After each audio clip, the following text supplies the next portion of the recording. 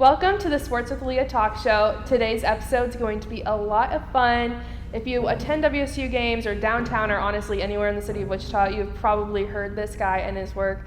So without further ado, DJ BearFoot, thank you for coming on today. Thank you for having me. Thank you. I'm so excited because we'll get into everything, but you just do so much, and I see you everywhere, whether if it's in a professional setting or when I'm downtown. So I just feel like people need to know what you do and your story. So do you just want to tell people like just a quick version of who you are and what you do? Okay, quick version of who I am and what I do. I'm DJ BearFoot. I DJ at pretty much all the big clubs and bars around town. I've been in the scene for about 5 years. My biggest accolade would be DJing for WSU for the basketball team. It's been an honor and a blessing to do that. People call me JJ. If you know me outside of DJ BearFoot, my real name is James. It's a little bit something about me. Awesome. So let's just start with, how did you get your start in DJing? Like, how did you know that was something you'd want to do? So I came back from college, and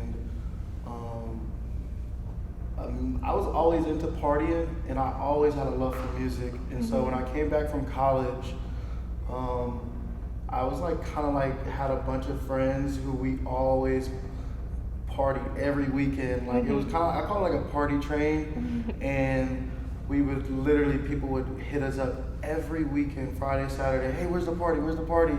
And so when I came back from college, they had gained a new friend who was actually like a big DJ in Raleigh, North Carolina.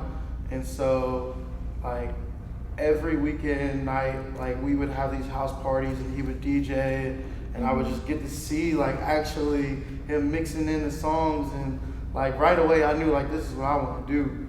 And so it's funny because I actually wanted to be an EDM DJ. Like, really? Yeah, like dubstep. Like girl, they used to call me the dub kid and all this and stuff. Oh my and gosh. So like I went like a year without no DJ equipment, but I knew in my brain that I was going to be a DJ. And so what I did is I would go on YouTube and I would create these playlists, and I would just fill them up of all the dope music. And so finally when I got my equipment, I was like, man, I got my equipment now. Now I need to find a name. Yeah. And so I was working at Carrabba's as a server at the time. And so my brother worked with me as well. And so we went to the grocery store, and I was like, man, dude, what is my DJ name going to be? And he picks up a bottle of BearFoot wine. Oh, He's really? like, how about BearFoot? And I was like, I like it, but change the way it's spelled. Oh, and yeah. So we changed it to BEAR, BearFoot. And that's kind of how I got my name. And yeah, so, that's awesome. I mean, like, I love hearing about how people get their names, because that's always so interesting, because it's like, you know, what should I do? Like, how do I even come up with this? So that's awesome. Absolutely. So, you know, DJ equipment is, I'm sure, super expensive. So, like, how did you know that this was something you actually wanted to invest your money and time in, instead of just being like, is this a hobby, or can I make this a career? Well, like, pretty much my whole career I've been extremely blessed. And so I actually had a friend who gave me his equipment. He gave me like the computer, the actual controller, pretty much gave me everything I needed, even speakers. That's he even crazy. gave me speakers. And so once I had that, like I knew it was time, like my time had come. Yeah, it's just like a sign, like I need to do this. Correct. And cool story that a lot of people don't really know. So as soon as I got my equipment, I went home, and at this time I didn't have my driver's license. My license was suspended, so I had to stay in the house. And so I stayed in the house, and I just like pretty much like practiced like all day and night.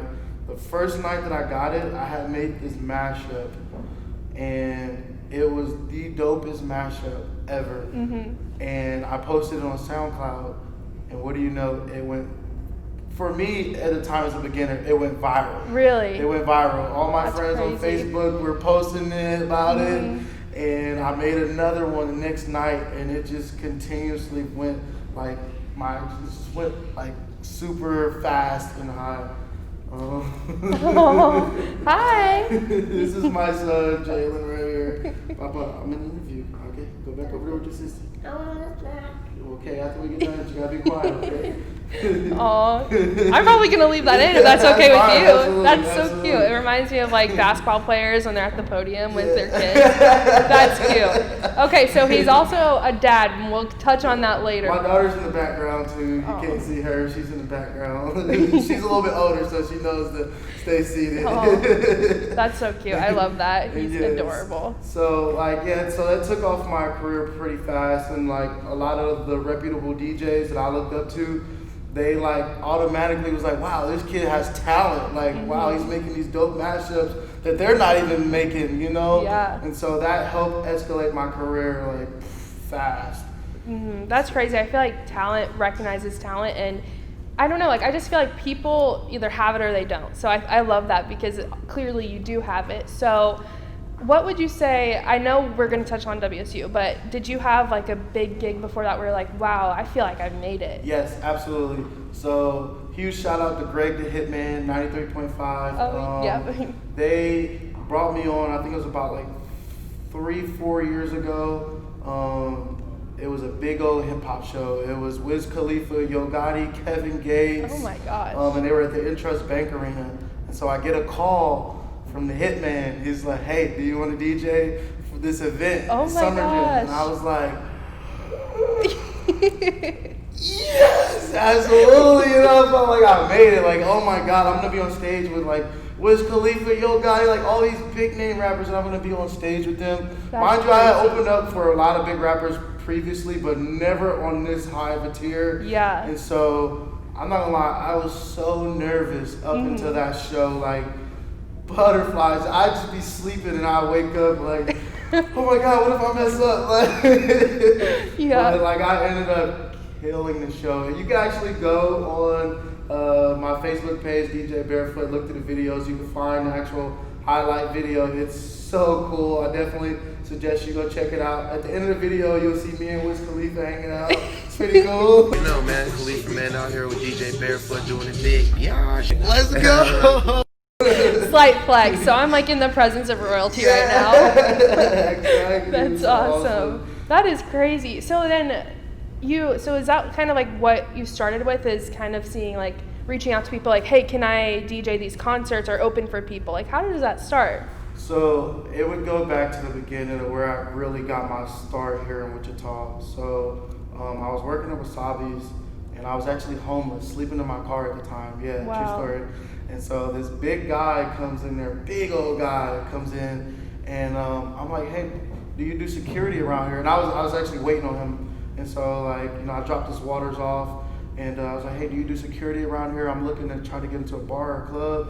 And he was like, actually, I do. And it was Rock Island, which is right across from Wasabi's. And so he's like, do you got any pictures and logos? And I sent it to him right away. And then when he got my text, I have a 510 area code because I lived in California for a good chunk of my life. Gotcha. And so he was like, what are you doing with a 510 number? I was like, I'm from Oakland, California. He's like, I'm from Oakland. What? And so then like we like clicked right then and there. And he was like, Rock Island is actually looking for a young hip DJ to come up, bring in the young crowd. So right away he sent my picture and logo to his boss, and she got back right away and was like, hey, how about next Friday? And so literally I get there, and it was just probably about like 30 people throughout the night.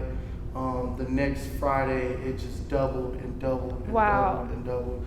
And so the guy his name is Polar, rest in peace Polar, Buckhead, enough said. He actually was an artist for the biggest music group in Wichita called Buckhead. Wow. And so they were already well established for opening up for all the big artists that come through Wichita. Wow. Anybody that come through the cotillion, they're opening up for. And so I went from sleeping in my car to a week later on stage with the first major artist was Waka Flocka. And so we're doing a show. They knew I wanted to be there. They knew they wanted me to be their DJ. And so I never rehearsed with these guys, ever. Never rehearsed. They never seen me DJ. Wow. So we do this show, and we kill it. Like you would have never thought in a million years that we never performed together. We just meshed so perfectly well. My energy, their energy, and the rest was history. Like we just, started doing like shows back to back. My life went from 0 to 100. I say that like literally anybody, if you're going through something right now, like I'm telling you, like my life, I was sleeping in my car to on stage with multiple famous people week after week after week, and it was nothing but blessing, nothing but God. Like, yes, it was amazing. That gave me chills. I literally never knew that about you. So that's why I'm glad, like, to have these conversations with people around Wichita. Like, I'm mind blown. Like, I'm speechless right now because that is crazy. It keeps me humbled. It keeps me humbled knowing that, at any moment, all this can be stripped away. At any moment, all this can be taken away, and I could be back to square one. So I always stay humble and try to stay focused, help people along the way, and that's pretty much my main focus. That's crazy. Keep my faith strong. And I love that, and that's what helps so many people get through things. So wait, are you from Wichita then? Is that how you got back here? You said you spent a lot of time in California, but how'd you end up here? I actually moved here from North Carolina. I wouldn't say I'm from North Carolina because I lived there most of my life. And so I moved out here to be with a girl on Facebook. Oh my gosh! Came out here with a backpack, and unfortunately it didn't work out for us. But look where you're at now. Oh exactly. My career took off. Story of my life, right there. Yeah, funny story too. So Greg Hitman, how he met me. I was working at a place called Lou's right next to Intrust Bank Arena, and I was waiting on him, and he kind of like asked me some questions. And I told him about me moving out here. I met a girl on Facebook. So the next morning, he talked about my situation on the radio. No way. Yeah, he talked about my situation on the radio. That's funny. That's first of all, I love the Hitman. He's awesome. Always in the community. Second, I like how you keep bringing up all of your other jobs that you've had because it shows that the real hustle. Because I am the same way. Like I know what it's like. I'm working other jobs other than reporting right now, so it just shows the people at home watching, it's like you can have great success, but it also like you might need a side hustle and other things to help get you through, because I think that helps a lot of people. Because right now we see, oh, okay, you're at the Shocker basketball games, you're downtown every night, like it looks so much fun, but you've put in not only work on your career, but also other jobs as well. So I think that's important to know. Absolutely. Yeah. So Shocker basketball, how do you go from being on stage with famous people, and then this I want to touch on so much. I have a lot of questions, but let's start with just how did you get reached out to by Wichita State? Shout out to Reggie Mills. He had saw me at the Ray Shrimmer show, and he was like, dude, I like that guy's energy.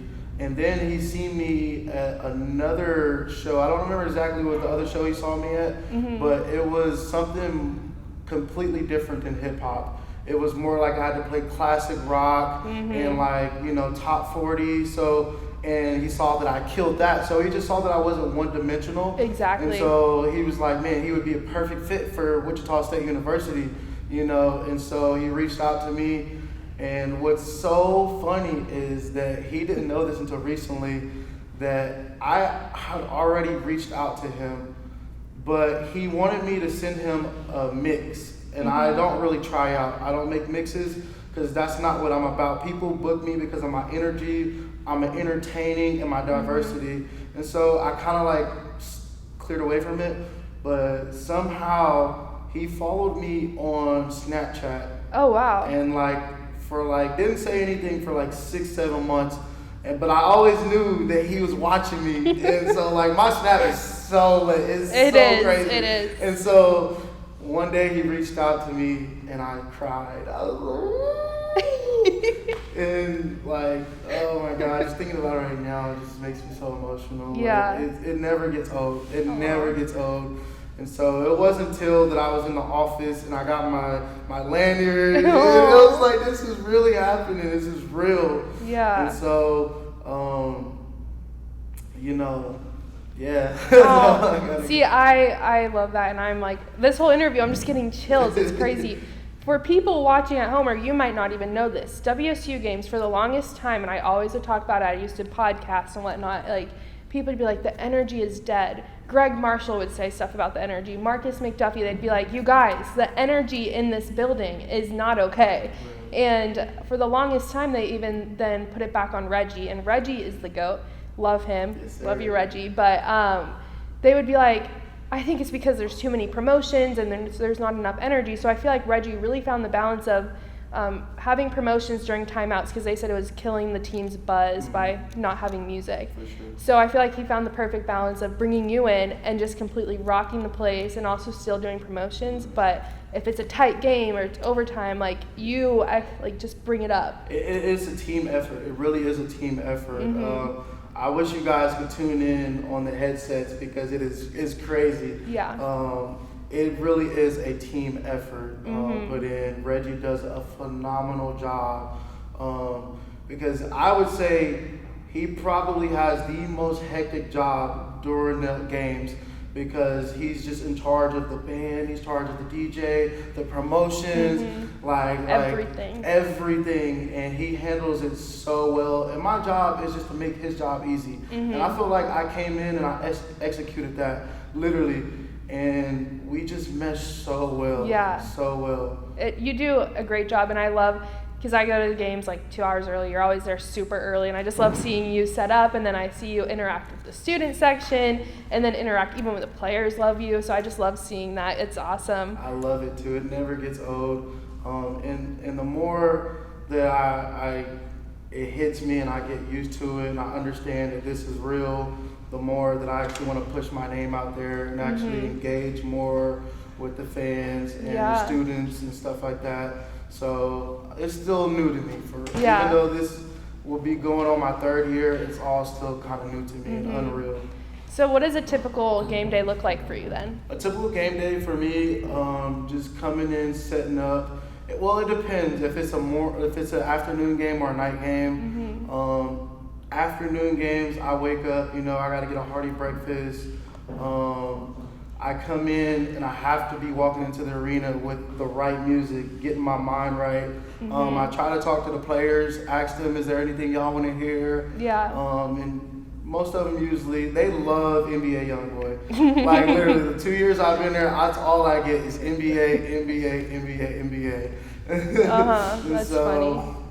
I pretty much, get a couple songs from them and then just kind of get in my vibe, get in my mode, and just kind of just bring that energy to myself. Yeah. What I like what you do is that I see a switch because I'm there before fans are there. So I see the players' warm-up music basically listening to you, and then as soon as fans trickle in, then you start mixing the hard rap and R&B and everything with some Queen, which is my little brother's favorite.